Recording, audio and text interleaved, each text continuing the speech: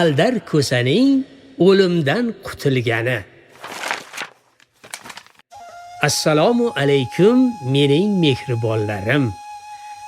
Bugun sizga ayyor, ammo adolatli Aldar ko'sa haqidagi bir ertakni aytib beraman. Yaxshilab joylashib olgan bo'lsangiz, diqqat qiling. Aytishlaricha qadim o'tgan zamonlarda Aldar ko'sa qayerda nohaqlikka duch kelsa, ayyorlik va topqirlik bilan ishni hal qilar ekan. Bundan kambag'allar quvonsa, boylarning g'azabi ortar ekan.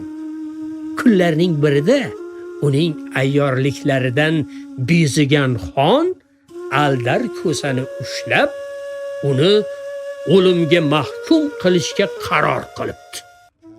Qaysar ahmoqni qamchi bilan, o'jar dononi qilich bilan bo'ysundir deyishgan. Buzg'unchi g'alamizning qilmishlariga uzoq chidadim. Endi bu Mahmadana jallodga qanday hazil qilishini, o'lim changalidan qutulishga ayyorligi yordam bera olmasligini bir ko'raychi. Aldar ko'sa hoziroq qo'lga olinsin.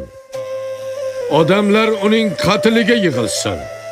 Jarchilar tulporlariga dam bermay, to'rt tomonga qarab ot choptirib ketishibdi va har bir ovulga kirib, xon farmonini o'qib eshittirishibdi.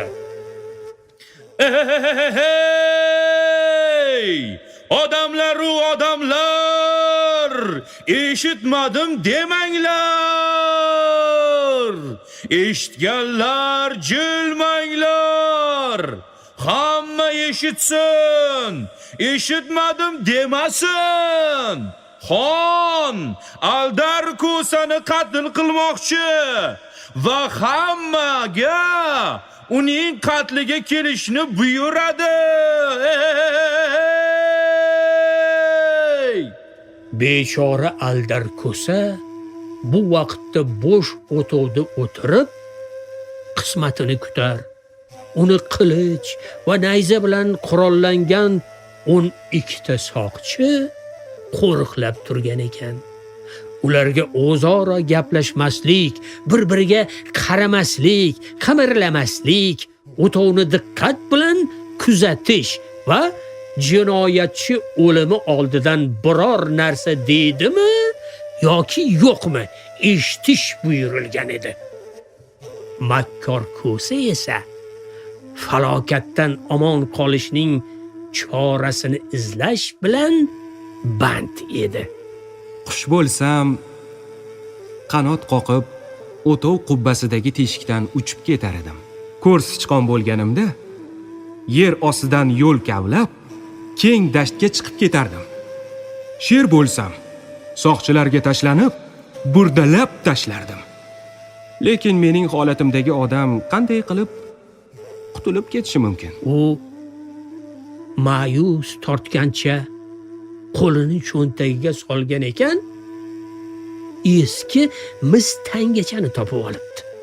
Qachonlardir uni qaysidir bozordan topib olgan va vaqt kelib kerak bo'lib qolar deb olib qo'ygan ekan. Topilmadan uning yuzi yorishib ketibdi. Mana shu vaqt keldi. Mana u mening xaloskorim. Kech kirib, o'tov tuynugidan oy mo'ralabdi. Aldar ko'sa tugmani oy nuriga tutishi bilan u tilladek yaltirab ketibdi. Shunda soqchilar mahbusning ovozini eshitishibdi. Xon juda ahmoq ekan. Odamlarni o'limga mahkum etib, o'zi abadiy yashamoqchi shekilli. Lekin ertami kechmi, o'lim hammani yoqasidan olishini barcha biladi. Demak, xon ham o'limga mahkum. Xo'sh, uning qismati menikidan yaxshiroqmi? Shunday ekan, men tag zoti yo'q bir odam o'limdan nega qo'rqay? Yo'q, o'limdan qo'rqmayman. Lekin men bilan birga xazinam ham yerga kirishi alam qilyapti. Uning bu gapini eshitgan soqchilarning nafasi ichiga tushib ketibdi. Nima dedi? Xazina dedimi? Qanaqa xazina? Ha? Allohim, sen menga hozir qo'limdan ushlab turganim Eron podshohining uzugini qo'lga kiritishga yordam berding. Men uni ko'p yillar davomida odamlardan yashirib keldim. Na otam, na akalarim, na do'stim, na dushmanim, na o'g'ri, na to'g'ri hech kim u haqda bilmadi. Vaholanki bu ajoyib uzukning bahosi yo'q. Eronga yetib borib, podshoga shu uzukni ko'rsatsa, bas, uning yarim xazinasi va qizini xotirlikka olish mumkin. Qo'riqchilar bu gapni eshitib tosh qotishibdi. Hayajonlanganlaridan hatto tomoqlari ham qurib qolibdi. Nahotki bu ayyorning qo'lida podshoning uzugi bo'lsa, ha? Shunday narsa bekor ketadimi? Balki qatl qilishdan avval uni tintuv qilishar. Shunda uzuk xonga tegar. Nima? Unga o'zini boyligi kammi? Menda shunday uzuk bo'lganda edi, darhol Eronga yo'l olardim.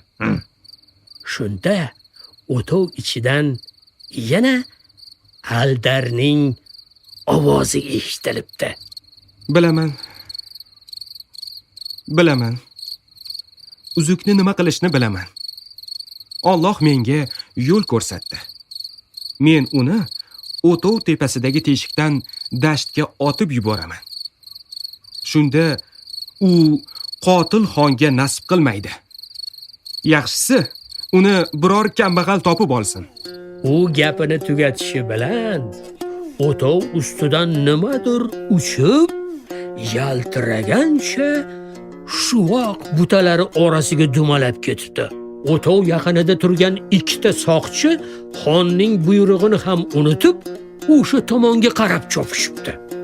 Meniki, bu meniki. Yo'q, tegma. Meniki.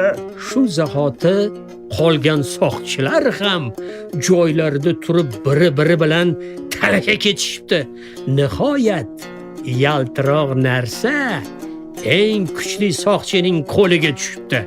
U buyumni u yoqqa aylantirib ko'rgach, hafsalasi pir bo'lgancha shunday debdi. Ahmoqlar, to'xtang. Aldar ko'sa bizni aldadi. Bu uzuk emas, mustugmacha-ku. Hoziroq joy-joyingga tur. Bo'lmasa ayyor ko'sa o'tovdan qochib ketadi. Soqchilar shu zahoti joylarini egallab, hech nima bo'lmagandek turaverishibdi.